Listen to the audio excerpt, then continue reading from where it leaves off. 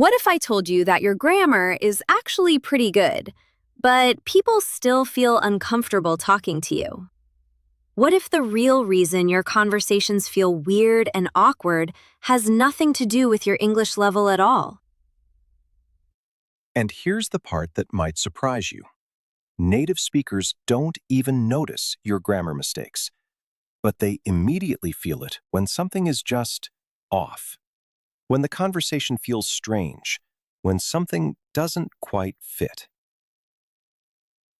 So today, we're going to talk about that feeling, what it is, where it comes from, and exactly how to fix it. Welcome to Learn How to Learn English. I'm Alex. And I'm Emma.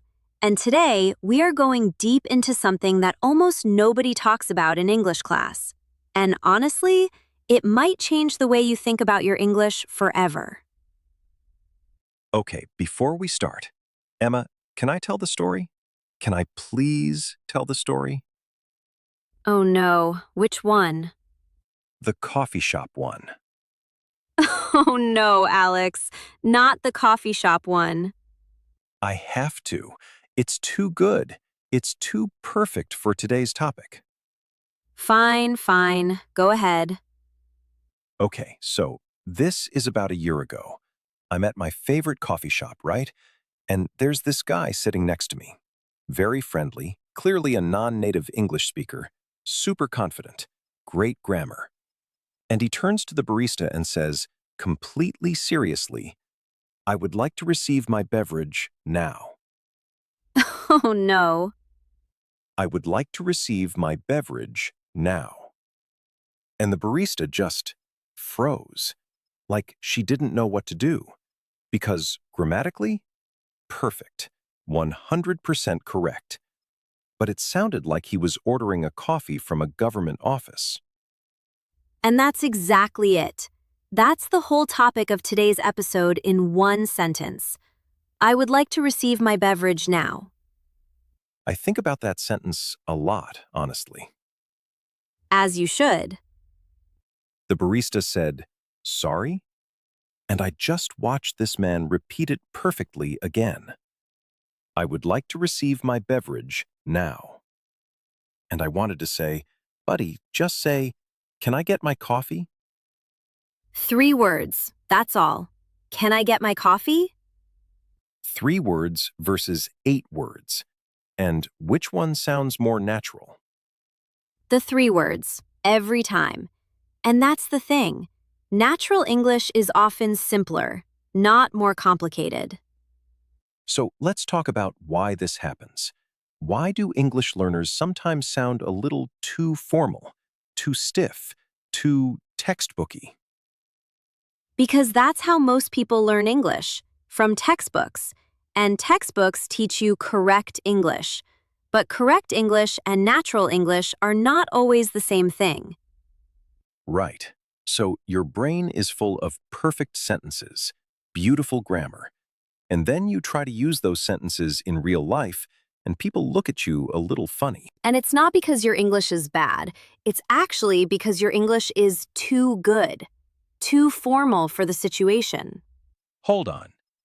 Too good for the situation. That's such an interesting idea. Think about it this way. Imagine you're at a friend's house, right? And they offer you some pizza. And you say, I gratefully accept your generous offer of food.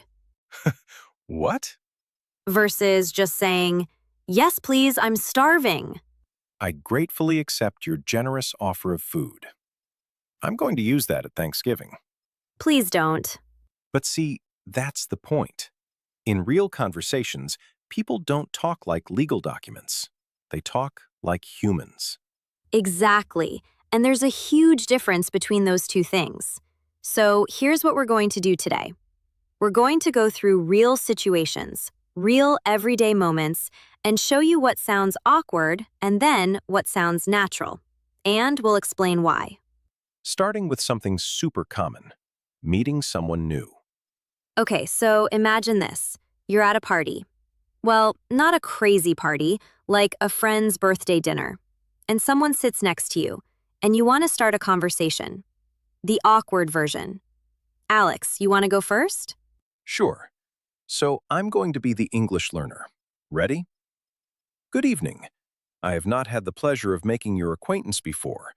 My name is Alex. What is your occupation? What is your occupation? Oh my goodness. Perfectly correct. Absolutely correct and absolutely terrifying to hear at a birthday dinner. Now do the natural version. Okay. Hey, I'm Emma. Are you a friend of Sarah's? How do you know her? See how that works? You introduced yourself, but you also gave the other person something easy to answer. You connected to the situation. How do you know her? That's such a natural conversation starter. Because it's not just about you. Good conversation is about the other person too. You're inviting them in. Okay, here's the next one. And this one is really common at work. You've finished a project and your manager asks, "How did it go?" Awkward version? The project was completed successfully within the established time frame and all objectives were met. My brain just went to sleep. Natural version. Yeah, it went really well. We finished on time and the client seemed happy. Same information, but one sounds like a report and one sounds like a human. And your manager, even if they're professional, they want to hear the human version. And this is something a lot of learners don't realize. Even in professional situations, English speakers use casual, warm language.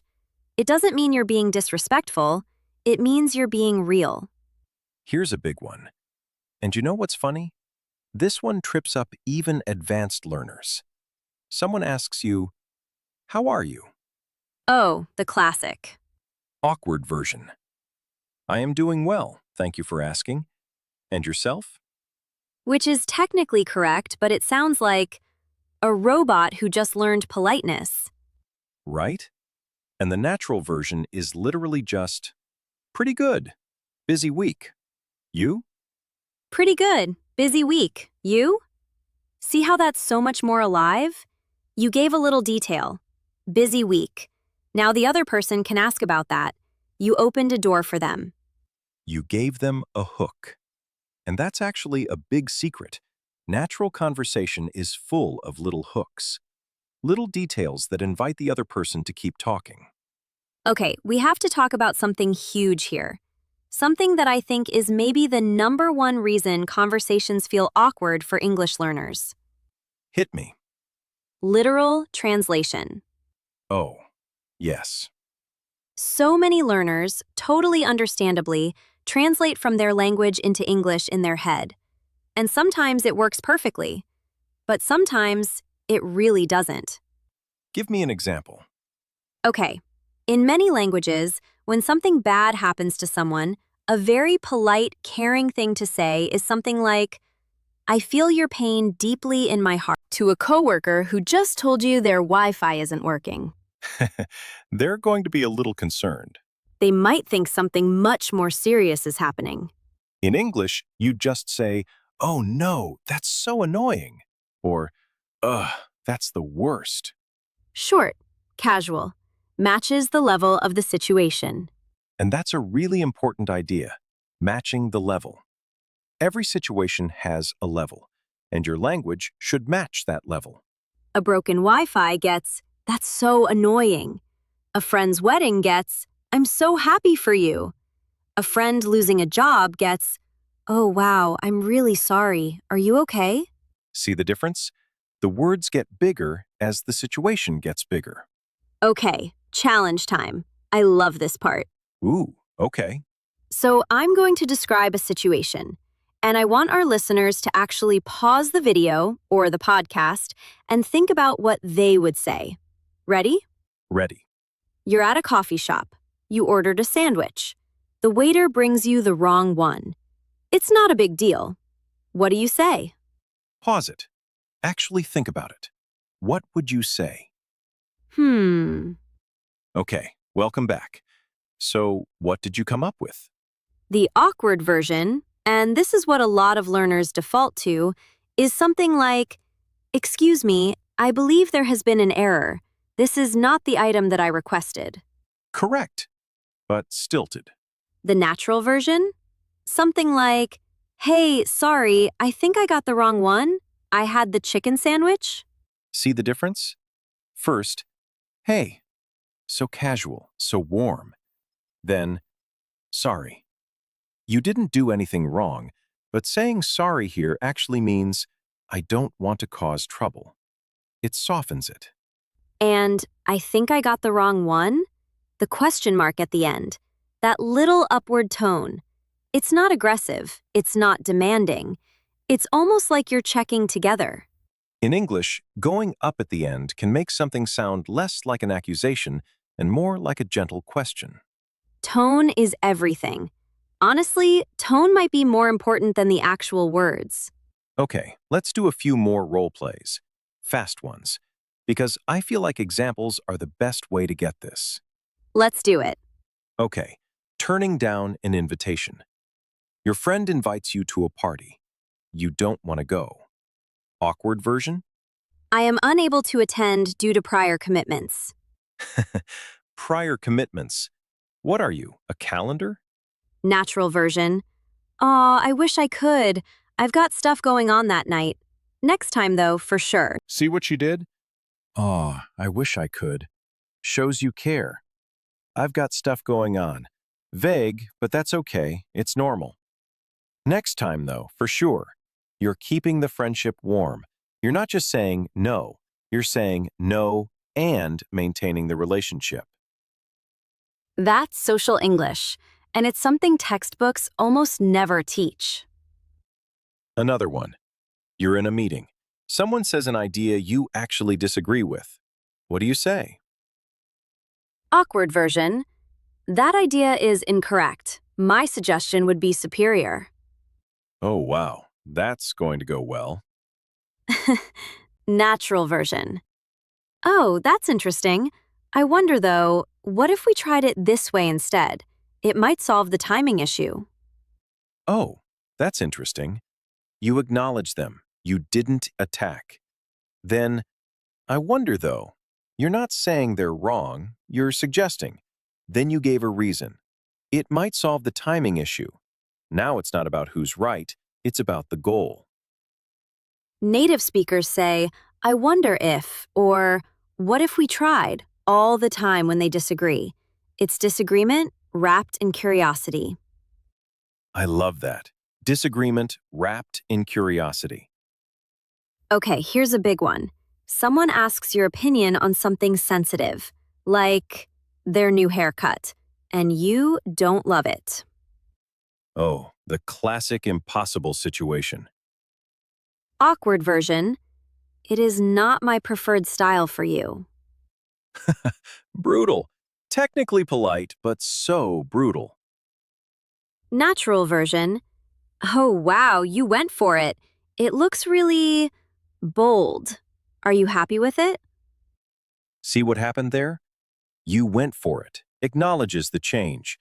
The little pause before bold. Native speakers do that. And then, see what she did? Aw, I wish I could. Shows you care. I've got stuff going on. Vague, but that's okay. It's normal. Next time, though, for sure. You're keeping the friendship warm. You're not just saying no. You're saying no and maintaining the relationship. That's social English, and it's something textbooks almost never teach. Another one. You're in a meeting. Someone says an idea you actually disagree with. What do you say? Awkward version. "That idea is incorrect. My suggestion would be superior." Oh, wow. That's going to go well. Natural version. "Oh, that's interesting. I wonder, though, what if we tried it this way instead? It might solve the timing issue." Oh, that's interesting. You acknowledge them. You didn't attack. Then, I wonder though. You're not saying they're wrong, you're suggesting. Then you gave a reason. It might solve the timing issue. Now it's not about who's right, it's about the goal. Native speakers say, "I wonder if," or "what if we tried," all the time when they disagree. It's disagreement wrapped in curiosity. I love that. Disagreement wrapped in curiosity.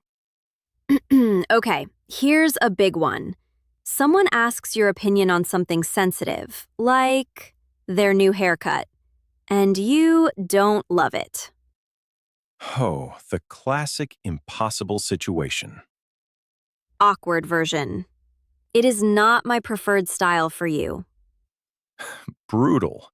Technically polite, but so brutal. Natural version. Oh, wow, you went for it. It looks really bold. Are you happy with it? See what happened there? You went for it. Acknowledges the change. The little pause before bold. Native speakers do that. And then, are you happy with it? You shifted focus to how they feel. Brilliant. Because sometimes in English, you protect someone's feelings by making the conversation about them, not about your opinion. That's deep, actually. English has a lot of emotional intelligence built into it. It's not just about information, it's about feelings. Okay, here's one. This comes up so much. Someone shares bad news. Not terrible, just medium bad. Like, I didn't get the job I wanted. Awkward version. That is unfortunate. Better luck in the future. Better luck in the future. That's something you'd engrave on a very sad trophy. Natural version. Oh no, I'm so sorry. That's really disappointing. Are you okay? Short, human, and that, are you okay at the end? It opens a door. It says, I care, and I'm here if you want to talk. A lot of learners skip that question because they think it's obvious, but hearing it matters. It matters to people. It does. Words of care are never wasted. Even if the person says, yeah, I'm fine. They felt you care. That's what sticks. Let's talk about small talk for a second, because I know a lot of learners dread small talk. Oh, it's the worst. Well, it's the worst if you don't know how to do it. But once you get it, it's actually really fun. Small talk is like a warm-up before the real conversation. It's not about sharing deep thoughts. It's just about making someone feel comfortable around you. And the formula is simple. Make an observation, add a little feeling, ask a question. For example, you're in an elevator. It's raining outside. Awkward small talk? The weather conditions today are quite adverse. Adverse? Who says adverse in an elevator? Natural small talk. Ugh, it is really coming down out there. Did you get caught in it? Ugh, relatable. It is really coming down. That's a natural idiom. Did you get caught in it? Now the other person can say yes or no, and you have a little mini conversation. The whole thing takes 10 seconds, but it makes you seem warm, friendly, and completely natural. Here's the thing about small talk that changed everything for me. It's not about what you say. It's about the signal you're sending. The signal is, I see you. You matter enough for me to say something. That's it. That's small talk. Beautiful. Okay, let's do a phone call one because phone calls in English can be stressful. So stressful. No facial expressions, no body language, just words. You're calling a restaurant to make a reservation. Awkward version. Hello, I'm calling to inquire about the possibility of reserving a table for 2 individuals for the evening of Saturday. 2 individuals. Natural version? Hi there. I'd like to book a table for 2 this Saturday evening if possible. Do you have anything available? Hi there. Friendly opener. If possible, polite hedge. Do you have anything available? gives them an easy yes or no to start. So much smoother. Okay, I want to talk about something that I... But if you're an English learner and you're nervous, silence can feel scary. So you rush to fill it. And sometimes the thing you fill it with is not quite right. Someone tells you something really personal, and you immediately say, "Oh, yes, me too, actually, when I was..." And you've accidentally made it about yourself. Right. And that can feel dismissive even when you absolutely didn't mean it. The better response, before you share your own story, is to just sit in their story for a second. Wow, that sounds really hard. Full stop. Let it breathe. And then, only if it feels right, then you can share your own experience. Because then it feels like connection, not competition. I love that. Not competition, connection. Okay, biggest mistakes. Let's rattle through them because I feel like people need to hear these. Let's go. Mistake number 1, being too honest too fast. Oh, wow, yes. So, in some cultures, being very direct and honest immediately is a sign of respect. But in many English-speaking situations, especially early in a relationship, too much honesty too fast can feel jarring. Like if someone asks, "What do you think of my presentation?" And you immediately say, "The structure was weak and the data wasn't compelling." Even if you're right. You're right, but the relationship isn't there yet. You haven't built enough trust for that level of honesty. Start with what worked, then gently bring in what could be better. You had some really interesting data. One thing that might help is maybe reorganizing it so the main point comes earlier. Same feedback, very different landing. Mistake number 2, not using softeners. Softeners, like kind of, sort of, a little bit, maybe, I think, I feel like. In English, these aren't signs of weakness. They actually make you sound more educated and socially intelligent. I think we need to rethink this sounds so much better than we need to rethink this. Same meaning, but one sounds collaborative and one sounds like a command. Mistake number 3, and this one's funny, translating your expressions literally. We touched on this, but let's do a fun example. So, in many languages, there's an expression that means something like, "I eat your ears," when someone is annoying you. Which is vivid, and I respect it. But if you translate that into English and say, "You eat my ears," to a colleague, They're going to need a moment. just say, "You're driving me crazy," or "You're so annoying," and say it with a smile. And the number 4 mistake, reading emotions wrong. Oh, this is huge. Sometimes a native speaker will say, "Yeah, that's fine," and actually mean, "That is not fine, but I don't want to make a scene." And if you take it literally, great, they said it's fine. You might be missing something important. English has a lot of meaning between the lines. It's fine can mean fine, or it can mean everything is definitely not fine. Context, tone of voice, facial expression, these are all part of the message. Especially in British English, honestly. The British lovely, that means nothing is lovely. The interesting, that means, I disagree with everything you just said. So you learn to read the full picture, not just the words. This takes time, and that's okay. You're not going to get it all right away. And you know what? Native speakers misread each other all the time, too. All the time. You're learning a skill that even native speakers are still learning. And that brings me to the motivation part. Can I do the motivation part? Please. Okay, so I want you to think about something for a second. Think about the best conversationalist you know.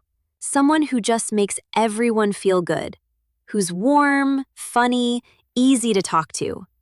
Are they perfect? Do they never stumble? Never choose the wrong word? No one is. Right, they're not perfect, but they're present. They're warm. They pay attention.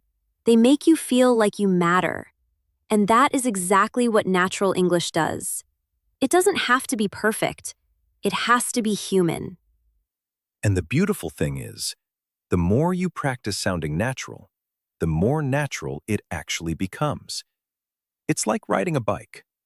Awkward at first, then suddenly one day you're just riding.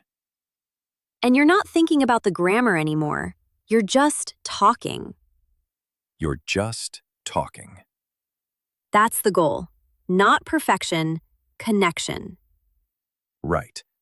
Because no one ever fell in love with someone's grammar, but they absolutely fall in love with someone's warmth, someone's humor, someone's way of making them feel seen. And all of that comes through in how you use language. Not just what you know, but how you use it. Okay, let's bring it all together because I know our listeners are probably going to go out and practice today. Yes, here's what we covered. First, correct English and natural English are not the same thing. Natural is often shorter, warmer, and simpler. Second, every situation has a level. Your language should match the level. Coffee shop is casual. Job interview is a little more formal, but still human. Third, use softeners. I think, kind of, maybe. They make you sound warm and thoughtful, not weak. Fourth, read between the lines. Pay attention to tone. Pay attention to silence. English says a lot without words. Fifth, give people little hooks in conversation, tiny details that invite them to keep talking. And sixth, be patient with yourself. This is a skill. You're learning it. Every conversation is practice. And honestly, the fact that you're here, listening to this, thinking about how to sound more natural, that already puts you ahead of most people. Most people never even think about this stuff. You're thinking about it, so you're already on your way. On the next episode, we're going to talk about how to sound confident in English, even when you're not sure what to say. Because we've all been in that moment, and there are actual strategies for it that work. You don't want to miss that one. If you've been listening or watching, thank you so much. It genuinely means a lot. Subscribe if you haven't already. We put out new episodes every day. Seriously, every day. Because we know that learning English is something you do daily, not just on weekends. And if today's episode helped you, share it with a friend who's also learning English. Because learning together is so much more fun. All right, that's it from us today. I'm Emma. And I'm Alex. Thanks for spending time with us. And go practice. Go have a conversation. It doesn't have to be perfect. It just has to be yours. See you tomorrow.